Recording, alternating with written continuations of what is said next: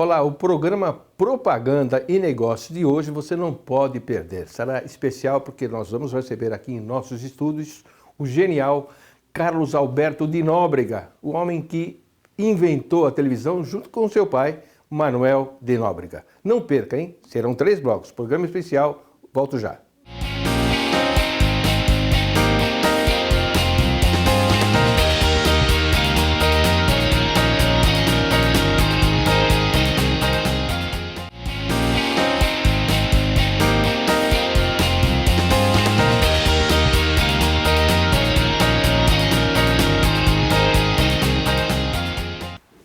Como eu disse no início, tenho um prazer imenso de receber aqui no meu programa Carlos Alberto de Nóbrega. Carlos Obrigado, Décio. Olha, Obrigado, quando ligaram lá para casa, eu fiquei tão feliz. Primeiro, porque eu sou apaixonado pela TV Alphaville. Tenho um carinho enorme pela família e pela televisão. E o teu programa, que é gostoso. Claro, eu adoro o programa de entrevista. E você deixa os seus entrevistados muito à vontade. Mas com você aqui, a gente ficava ficando tenso, porque você é um ícone da televisão, né? Não, eu trabalho na televisão. Eu sou o mais velho de todos. Você me conta um pouquinho da sua história, Carlos Alberto. Como que você... Porque a televisão no Brasil começou em 1951. Mas antes disso, eu sei que você viajou com teu pai para os Estados Unidos e lá que você veio pela primeira... Me fala... Não, a primeira vez... Não, eu não vi, porque quando nós fomos para os Estados Unidos, ele ganhou bolsa de estudos para a rádio, também não tinha televisão. Foi em 45, logo que acabou a guerra. Então ainda não tinha televisão. Eles estavam já se falando em televisão. Ouviu falar? Ouviu falar. E aqui foi em 51, né? Que 51. Começou lá com o Chateaubriand. E eu já estava assistindo, já fazendo rádio, né? Seu pai veio do rádio. Meu pai veio do rádio, eu também. Ele escrevia também como você. Ele escrevia, ele era redator. E você, a tua relação com ele deve ter sido maravilhosa. Foi. Sabe por quê, Décio? A gente morava em Niterói, que é uma cidade, era pequenininha. E o meu pai escrevia, ele trabalhava em casa, ele escrevia. E então a imagem que eu tenho, se você perguntar, imagine seu pai agora. Eu não vou ver meu pai no banco, juro por Deus, não vou. Eu vou ver meu pai lá na Rua Visconde Itaburaí, lá em Niterói, naquela época não era bermuda, era um short, não tinha ar-condicionado. Então era ventilador, uma maquininha de escrever, e ele, peito nu, com short, escrevendo. E eu vi aquele aparelhinho, eu ficava deslumbrado, né? O que é isso, né? E ele me deixava eu bater os dedinhos ali para apreciar a letra. Quantos anos você tinha, mais ou menos? 4 anos. 4 anos de idade. E já se apaixonou pelo negócio? Pela máquina de escrever. O meu negócio era a máquina de escrever. Eu tinha loucura, eu não queria brincar, eu queria ficar na máquina de escrever. E eu aprendi a andar, Décio, andar mesmo dentro de uma estação de rádio. Porque a gente morava, quando eu nasci, eles moravam em Botafogo. E lá já não tinha mais areia na praia. Já tinham feito um primeiro aterro.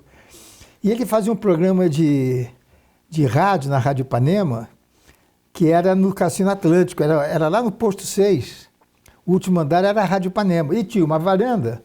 E ele fazia o programa de 7 às 8 da manhã. Nossa, e ele me levava 1, 2 vezes, isso é que ele me conta, claro. E eu ficava com a babá tomando sol, enquanto ele fazia o programa de rádio. Então eu aprendi a andar, a engatinhar dentro de uma estação de rádio. Então, para mim, quando eu via, por exemplo, o Oscarito, quando via o Grande Otelo, o Dercy Gonçalves, para mim eram pessoas normais. Não tinha, você conviveu com todos Convivi com eles de pequenininho. A Dercy me carregou no colo, ela me disse. Nossa Senhora. Então, você nasceu lá dentro. Está aqui, está no DNA. E tá no... Agora, você começou a escrever em que momento? Eu comecei a escrever com 16 anos de idade. Porque eu sempre fui mau aluno. É mesmo? Porque, como eu te falei antes da gente começar, eu fui nadador, eu gostava muito de nadar. Eu nadava pelo colégio e eu era bom, modéstia à parte, eu nadava bem. E eu me dedicava àquilo, eu só queria nadar. E eu tenho um problema que, na minha época, ninguém sabia. eu tenho uma dificuldade muito grande de me concentrar em alguma coisa. É a dislexia. Não parece. Mas eu tenho. Eu não consigo trabalhar com barulho. Eu não consigo ouvir duas pessoas falando ao mesmo tempo. Então... E fica no banco da praça conversando ao mesmo tempo com todo mundo e ainda ouvindo mas é um silêncio danado. Se alguém falar... Ninguém brinca com Porque ele sabe. Ele sabe. E então, eu comecei a escrever para imitar o meu pai. Que coisa. Mas eu quero fazer aquilo que ele faz. Só que eu era gago. Tá brincando. Eu era gago. E eu repeti pela terceira vez, não em seguida, claro, mas no meu currículo, eu ia fazer engenharia. Você chegou a entrar na faculdade? Não, eu sou advogado, eu tenho inclusive da ordem, sou da ordem. E eu ia fazer engenharia, só que no científico, de cara eu fui ao pau em física, química e matemática. Quer dizer, já sai dessa. Tá fora. Mas eu estava ali, que o meu foco não era estudar aquilo, que era chato, eu não conseguia me concentrar. Eu não gostava daquilo. Eu gostava de nadar. Não adianta, eu não gosto. E de escrever. Eu sempre fui bom em redação. E teu pai sabia que você era bom em redação? Não. Quando é que ele soube? Quando eu falei para ele que eu ia parar... que eu ia parar de nadar e eu queria estudar de noite para trabalhar de dia. Ali ele acreditou. Aí ele quase me matou. Porque o meu pai, ele é gozado. Meu pai tinha opostos. Ele era muito meu amigo, muito parceiro, mas ele era muito durão. Ele me deu, graças a Deus, ele me deu uma educação quase que espartana. O que é bom, né? Porque hoje a gente tem Foi a melhor coisa que meu pai fez para mim, não foi deixar a praça, não. Foi me formar. Porque hoje nós somos pais mais submissos, né? Eu sou, confesso. Eu confesso. Não é que nem você não pegou o exemplo dele. Você tá... Não, infelizmente não. Por quê? A vida também mudou. Mudou. Que ele nunca me pediu, Décio, ele nunca pediu para mim. Ele disse, não, você vai se virar. Eu vou te dar a chance de você trabalhar no meu programa. Dali para frente... É com você. É com você e com a direção. Entendeu? Então isso me ajudou muito, porque, como eu falei um dia desse, ele me ensinou a pescar. Meu pai me ensinou a pescar. Ele me deu a vara, o anzol, me deu a minhoquinha. Só.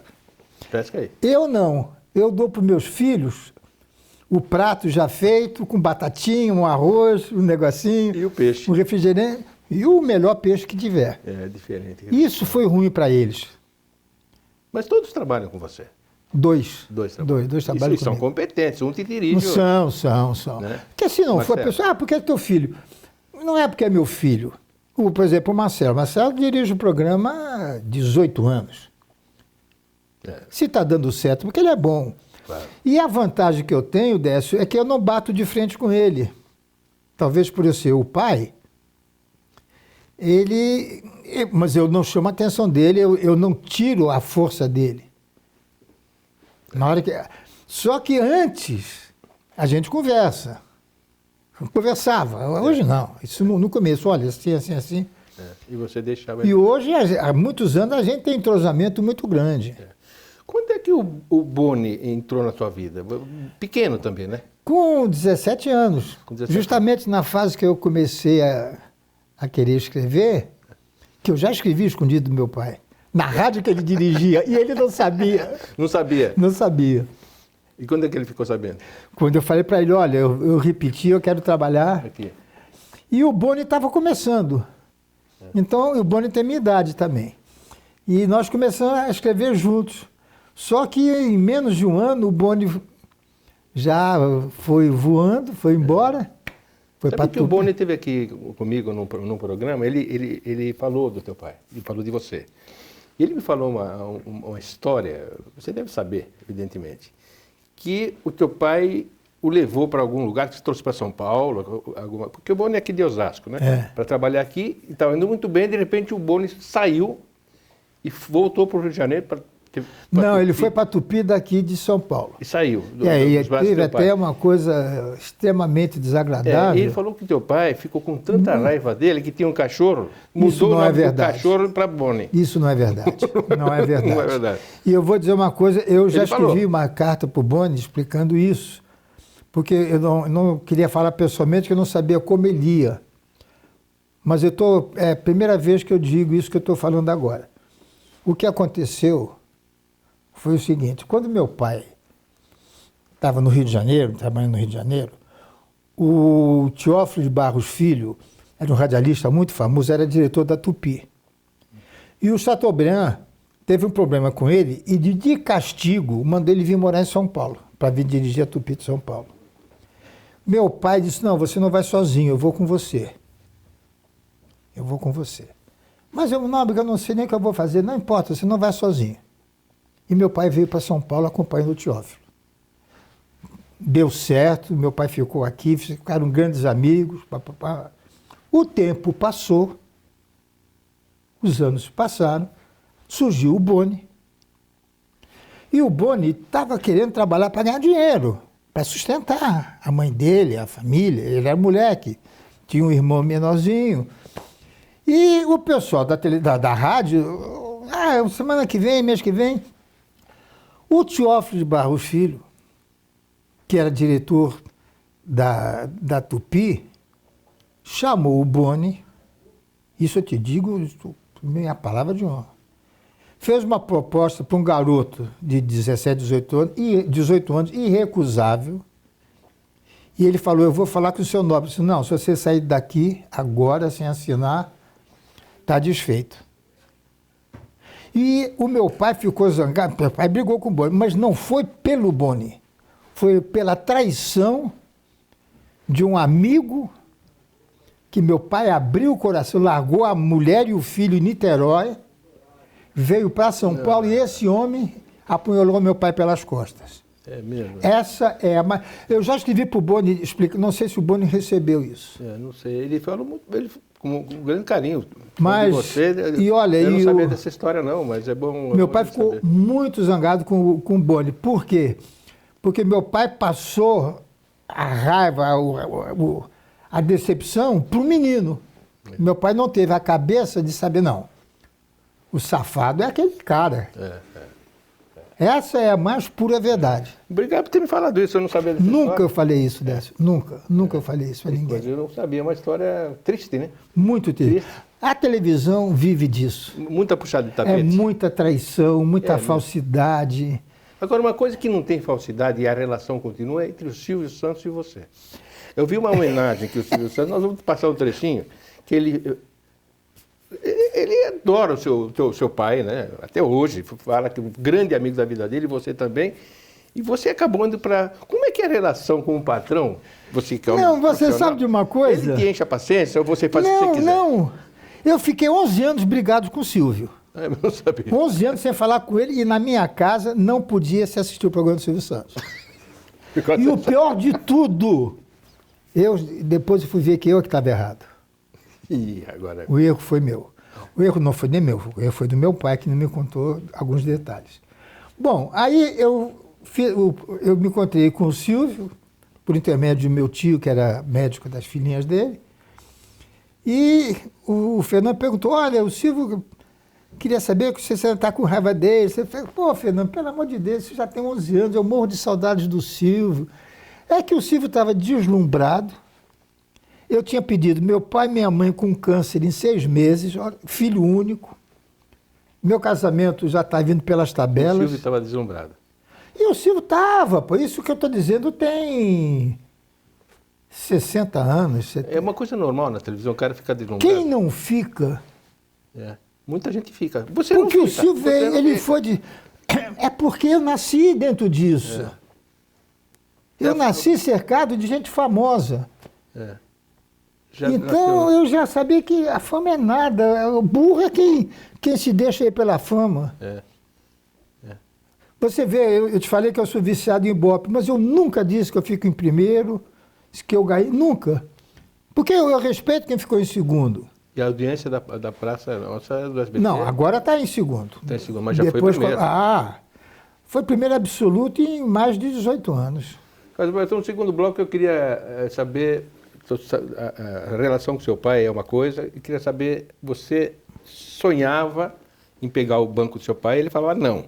E agora você está falando a mesma coisa para o Marcelo. Eu queria no segundo bloco fazer a pergunta. Perfeito. E outras mais. Acompanhe o gênio Carlos Alberto de Nóbrega aqui no programa Propaganda e Negócios. Até já.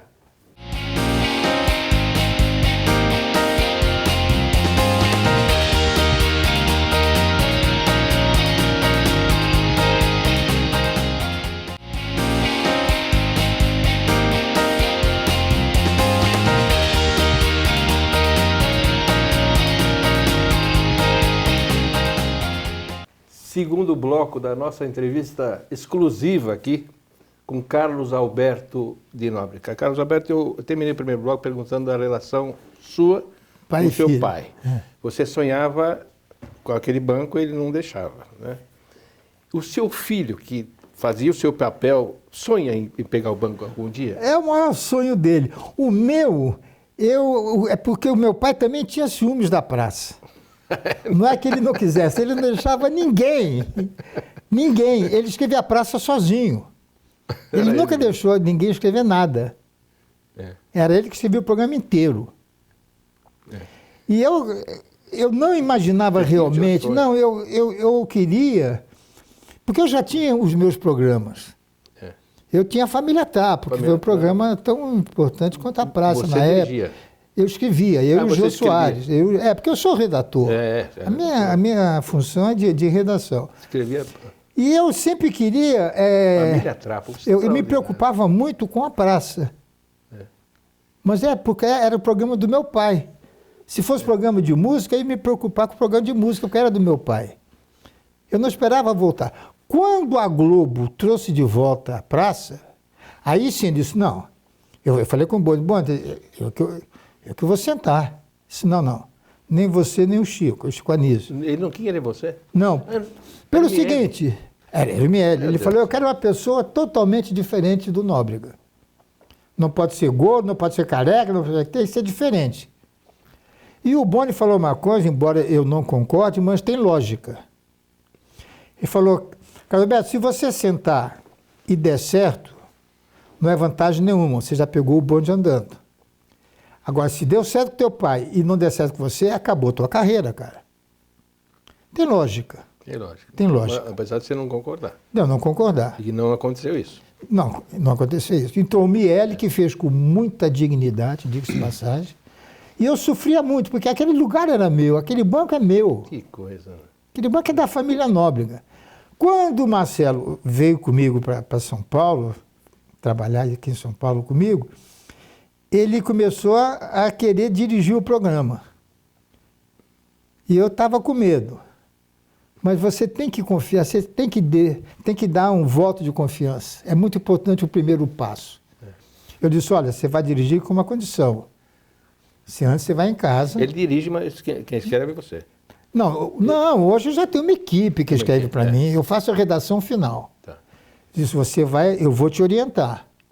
Ou seja, você põe a mão na redação final. Então você resolve. Dessa eu faço tudo. E na edição, quem que faz? Eu.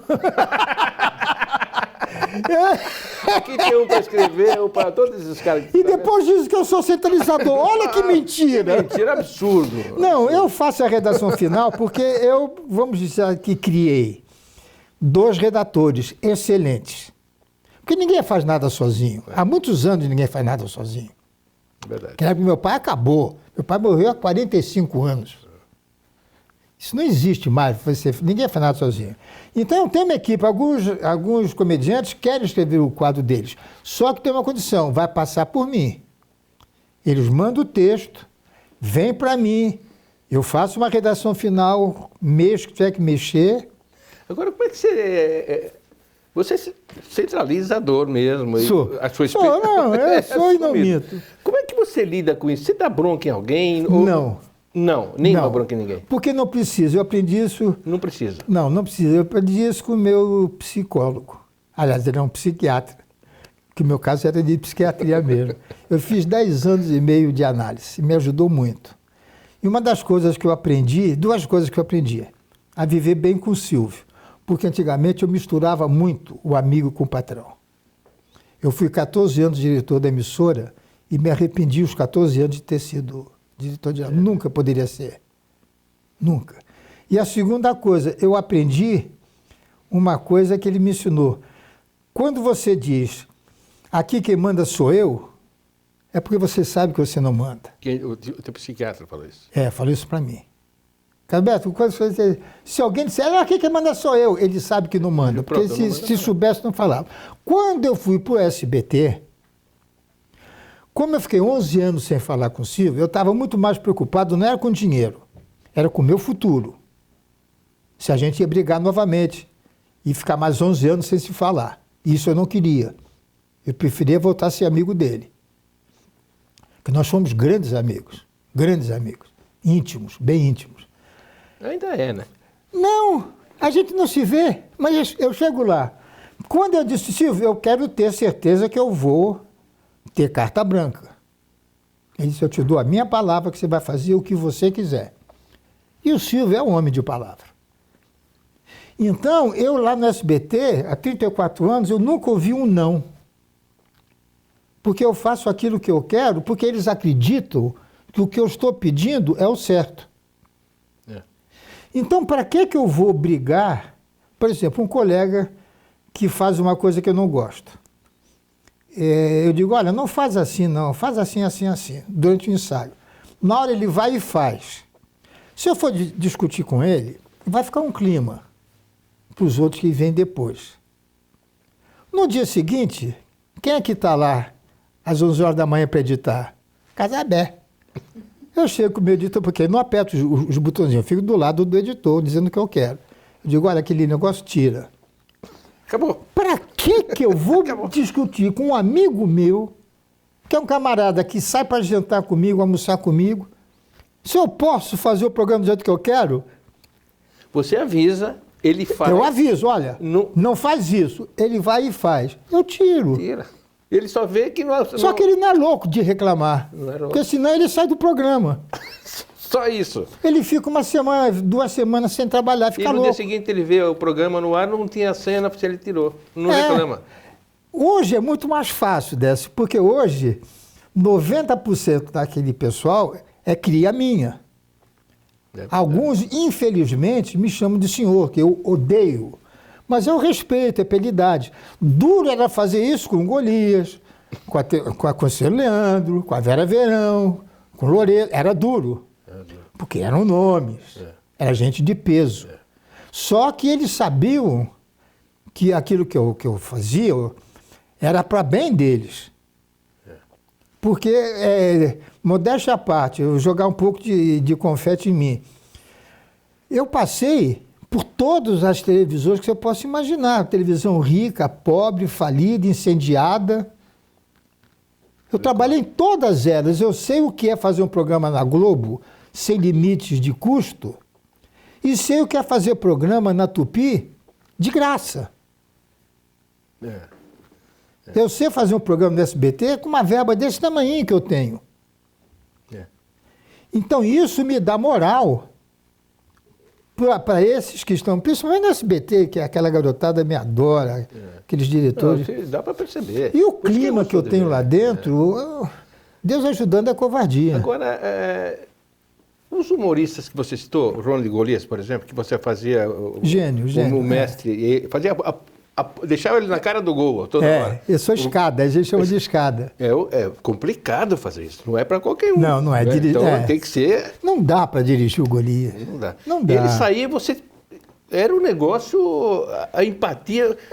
nós começamos juntos, né? Vocês começaram juntos, né? Ele e o Silvio, no mesmo ano, 54. E fala um pouquinho da homenagem, eu vou até mostrar umas cenas aí que o Silvio fez, de repente ele entrou na praça. Foi o dia mais importante... O que aconteceu? Você sabia? Não, foi o dia mais importante da minha carreira.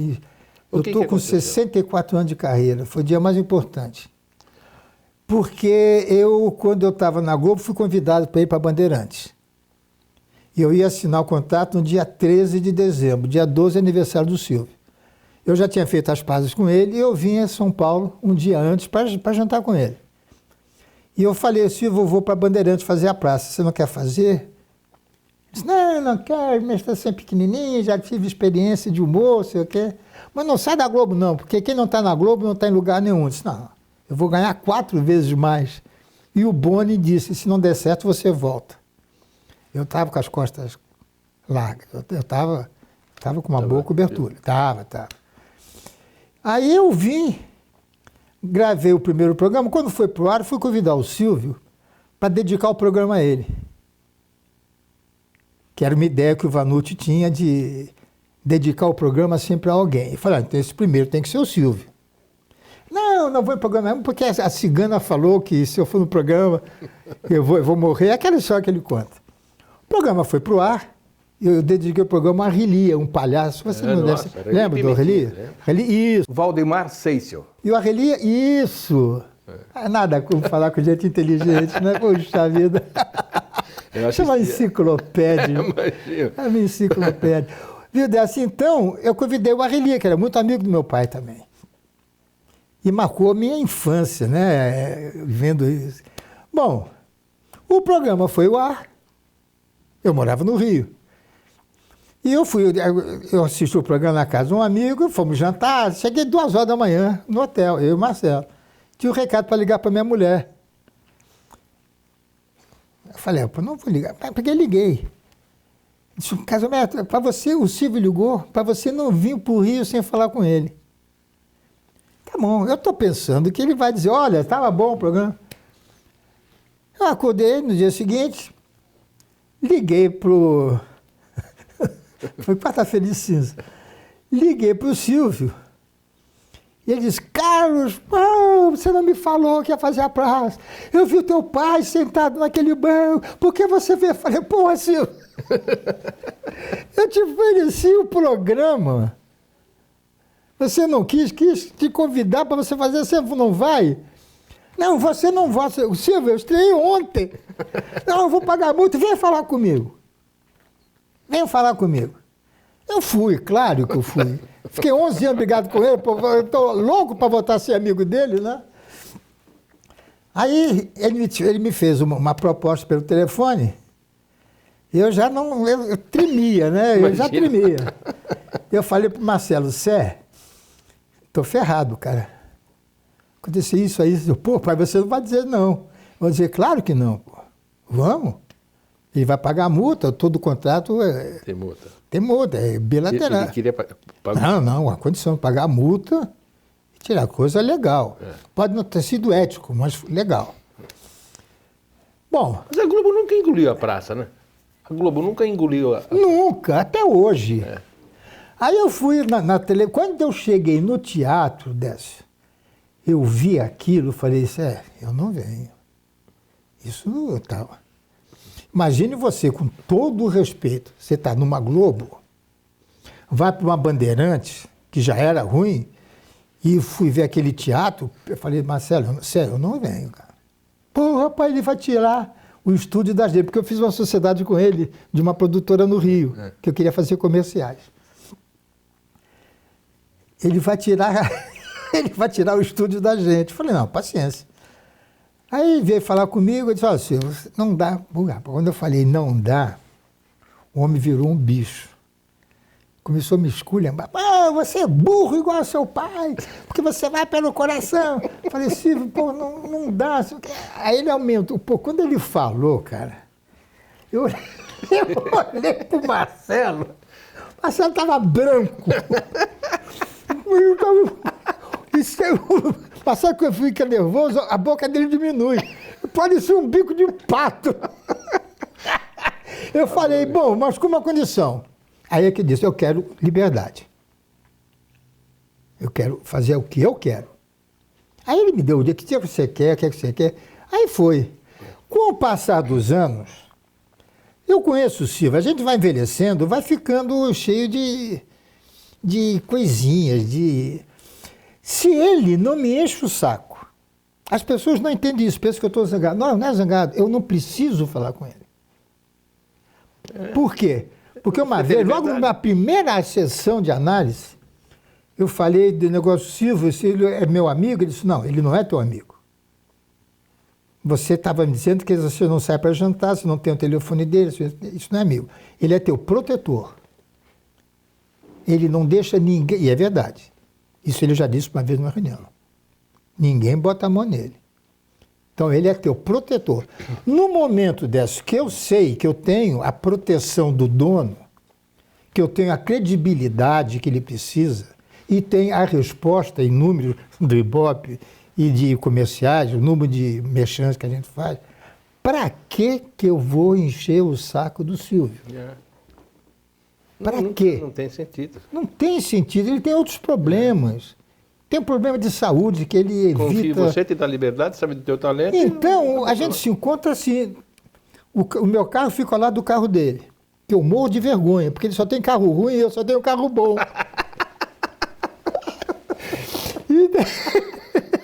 Então, eu evito até chegar junto com ele. Porque, porra, cara, você trocou de carro. E ele com aquele Opala velho, tinha um Opala velhão, agora não, agora não. Há uns 4 anos as filhas deram um carro para ele que é até nacional. Eu chego de Mercedes, de Porsche lá. Porra. Então eu evito isso. E não há necessidade, porque eu sei que quando a gente se encontra, a gente vai matar a saudade. Os nossos encontros, a gente não fala de programa. A gente fala da lancha que a gente ia esquiar junto, a gente fala das viagens. A primeira viagem que ele fez internacional foi comigo. Nossa Senhora. Entendeu? A gente fala da história do circo. Então, para que eu vou falar em televisão com o Silvio? Não tem sentido. Mas, Alberto, nós vamos no terceiro bloco, um programa especial com 3 blocos, hein? Olha aí. Difícil aqui. Nós vamos falar da homenagem, vamos passar um trecho da homenagem que ele fez para você, quando ele entrou de surpresa. Foi no primeiro programa, né? Primeiro programa. Então acompanhe o terceiro bloco especial com Carlos Alberto de Nóbrega. Até já.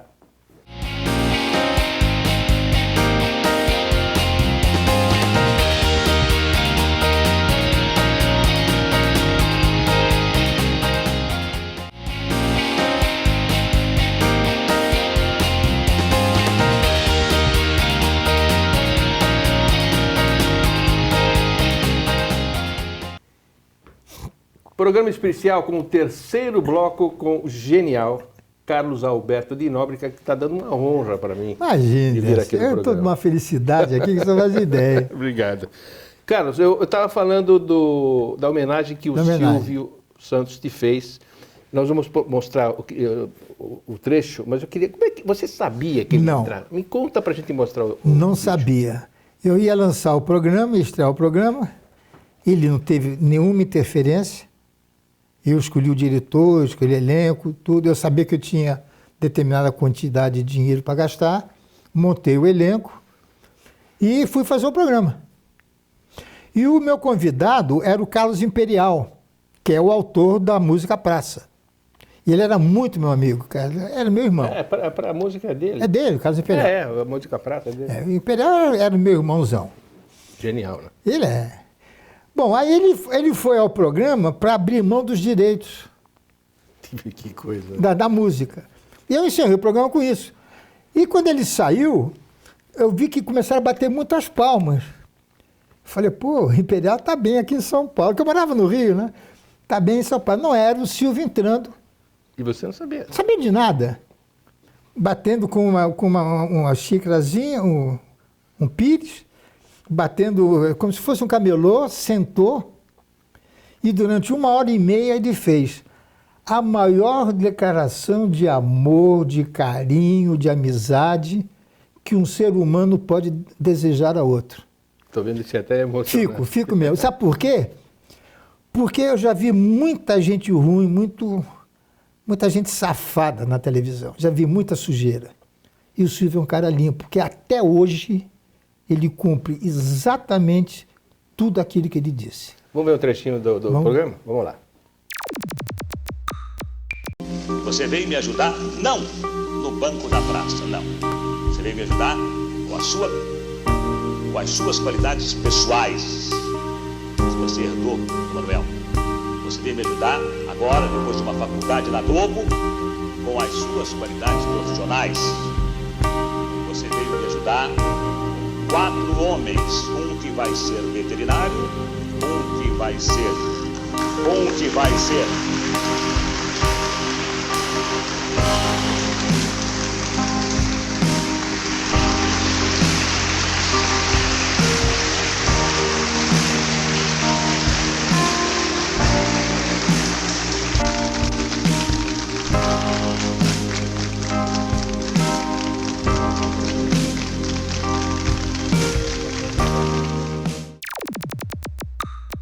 Olha, mas foi realmente maravilhoso, né? Não Foi o dia emociona mais só você. importante da minha vida Que artística. reconhecimento, né? De amizade, de E sem profissionalismo. interesse nenhum. Nenhum interesse. Uma coisa assim impressionante. Cara, me fala dos programas que você dirigiu. Olha, o grande sucesso que eu tive assim como redator foi a Família Trapo, sem dúvida alguma. Porque isso foi Era feito... espetacular. Era. Hoje, uma coisa que eu ia perguntar para você, tem muita imitação, né? Tem. Aquele cenário, uma casa. Na natureza nada se cria, tudo se copia, já dizia... Mas não tem graça. É. Eu, pelo menos... Não, mas era uma equipe de peso, né? Zelone, Jô, Golias, Renata Franzi, Nossa. o Ricardinho, a Cidinha Campos. Esteve aqui comigo, eu estudei com ele na faculdade. Ah, é? Figuraça. Amo, aquela família, gostava muito do pai dele. E naquela época, que eu estou dizendo... Vivo. Ao vivo. Mas era gravado. Era gravado. Mas você não podia parar naquela época.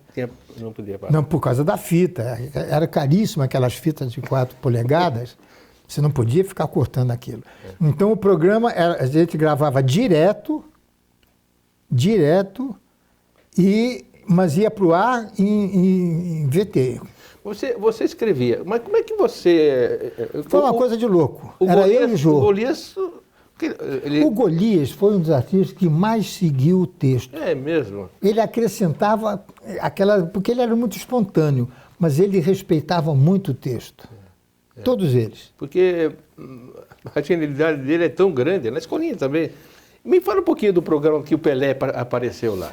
O Pelé foi um aniversário da família Trapo.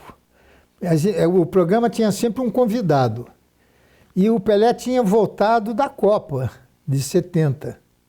Ele entrou sem jeito, né?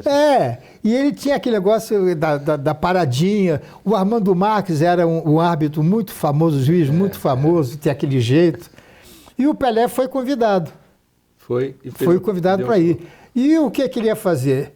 Ele ia jogar no time de futebol do Ricardinho, que era o filho do Zelone, do Otelo. E o Golias era jogador também. E quando ele chegou, ele viu o Pelé lá, disse, pô, quem é esse cara aí? Naquela época a gente podia falar crioulo. Você tem a perna muito grossa, não sei. Vamos ver outra aqui? Vamos ver? Vamos ver. Vamos lá. Eu vou te ensinar como é que é o negócio. A paradinha. Você vai dar uma paradinha? Paradinha? Você vai bater um pênalti. Certo? Um pênalti. Paradinha? Paradinha? Você vai ter que dar uma paradinha aí. Eu quero ver que você bate o pênalti. Já faz o senhor primeiro para ensinar ele. Já, o senhor é cobra. Eu preciso aprender, o senhor faz para mim ver como é. A paradinha é essa aqui.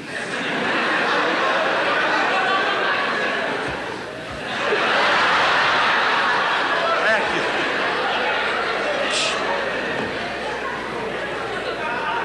Você tem que chegar e fazer isso aqui, ó.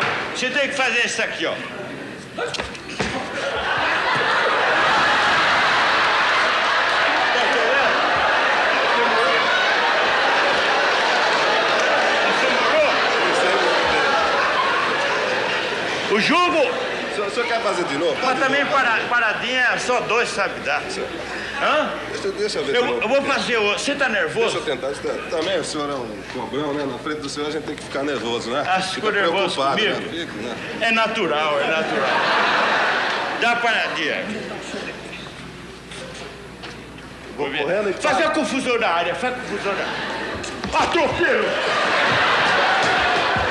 Agora...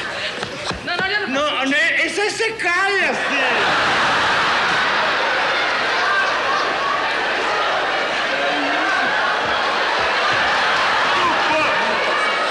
Homem!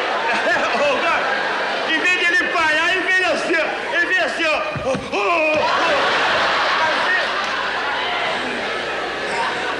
Não ri! Você quer aprender, menino?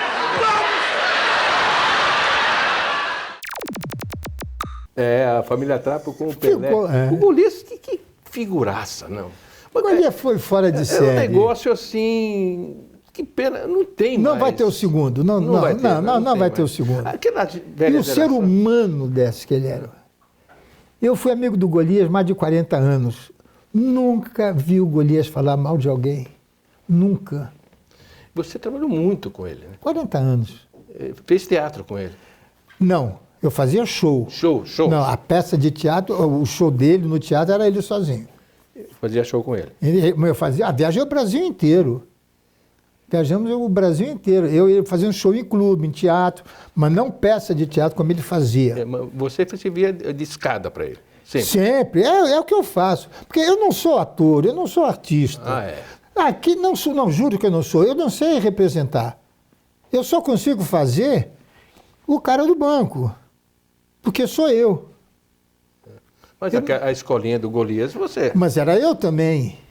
Mas negócio não era tem eu. mais eu não sei fazer graça, eu não sou engraçado. Pelo amor de Deus, quem sabe então, né?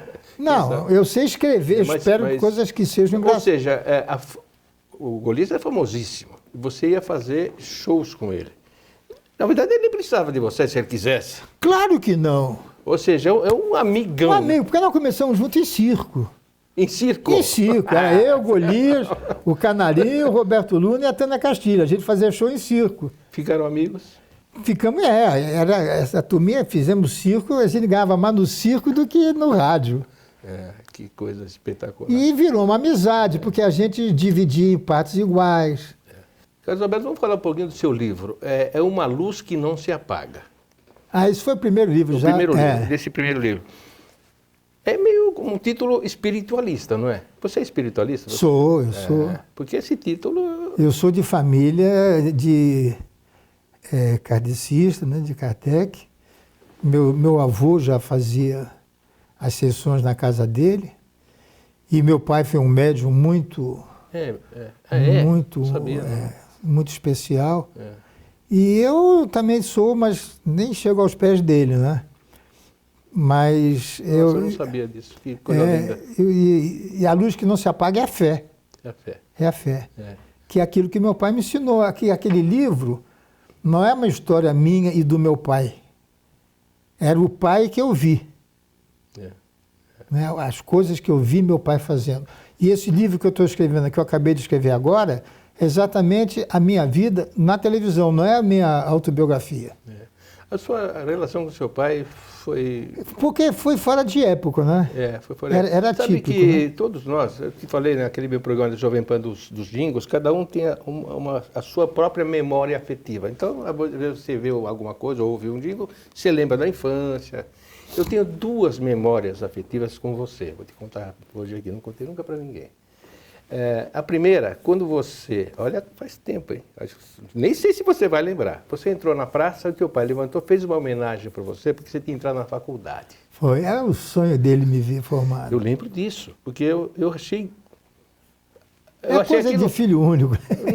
Mas eu achei maravilhoso. Outra coisa que me emociona também, quando seu pai faleceu, deve ter sido cremado naquele caixão que desce.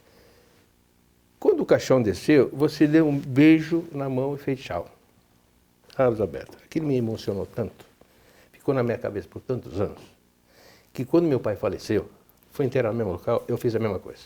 Você acredita nisso? Né? Eu fiz a mesma coisa porque achei uma homenagem tão linda que você fez, e algumas pessoas vieram falar comigo o que eu tinha feito. Não, eu vi o Carlos Alberto fazer e fiquei pensando nisso anos, porque eu amava meu pai também. Aquilo foi um até logo, né? Um até logo, mas um gesto... Eu repeti. Então, quer dizer, um fã seu... Obrigado. Repetiu um gesto que para mim foi uma coisa maravilhosa. Para voltar a sorrir novamente. Me fala um pouquinho de alguns artistas famosos. Por exemplo, você conheceu a Hebe Camargo, mocinha. A Hebe é minha irmã mais velha. O Walter Foster, né? Foi o primeiro homem, o primeiro beijo na televisão foi ele quem deu. O Walter Stewart, que era... Foi o primeiro comediante. Tinha um programa chamado A Bola do Dia. Bola do Dia. Não era isso? Exatamente. Como é que era a relação? Quer dizer, você já disse, você era... Começamos todos juntos. Todos juntos, nasceram não iguais. Teve muita emoção. A gente tinha um reencontro. Então me fala agora, quais são os seus planos para o seu futuro? Meu futuro é ficar bom. Primeiro, ficar bom dessa Covid aqui, com esses problemas que a Covid me deu. Você passou, você ficou com alguns Não, sintomas? eu fiquei com sequela, fiquei. Mas, agora falando sério, o que eu desejo, só Deus é quem sabe. Se Deus me perguntasse, o que é que você quer? Eu falei, eu quero viver enquanto existia a praça. Isso é a primeira coisa que eu ia pedir a Deus. Se não for, vamos supor, daqui a 1 ano e meio acaba o meu contrato. Se chegar, eu vou estar com 87 anos. Se ele dizer, olha, foi muito bom enquanto durou, eu não vou, claro que eu vou ficar triste, mas não vou ficar desesperado, porque tudo que começa um dia termina. O que é que eu pretendo fazer se isso acontecer? Vou ao público. Eu vou viajar, fazer o que eu ia fazer ano passado. Eu vou dar palestras. Ah, que coisa linda. Vou dar palestras, vou contar minha vida para aqueles que me... Eu vou, é mais ou menos isso. Durante, sei lá, quantos anos, 60 e tantos, não sei quando vai terminar. Vocês vieram a mim. Hoje eu venho a vocês. Então eu quero ir a Manaus, quero ir a Porto Alegre, quero ir no Acre, quero ir a Belo Horizonte. Menos São Paulo e Rio, porque é o lugar que eu sempre vivi, então não há tanto, as pessoas veem muita gente na rua, tá, não tem tanto interesse. Porque você é querido, é um artista diferente. O que eu não quero é morrer doente. Isso eu não quero. Mas não vai Dar acontecer. trabalho... Não quero. Por falar da tua fama, do carinho que as pessoas têm com você, você recebeu uma homenagem do Congresso e foi para Brasília. Bom, isso foi... Foi nesse? Eu vi um petista e um PSDBista, os dois. Eu levei um susto. Os dois se abraçando ao mesmo tempo. Não, e outra Você coisa... conseguiu unir. Não, e o que o Bolsonaro fez... Me conta o que ele fez. Porque na véspera eu fui conhecê-lo. Eu cheguei no aeroporto e disse, olha, o presidente quer te conhecer. Pô, não, estou arrumado, pô. Eu não ando assim. Eu botei essa roupinha porque é você, pô. Que honra. É assim, senão não vinha de paletó.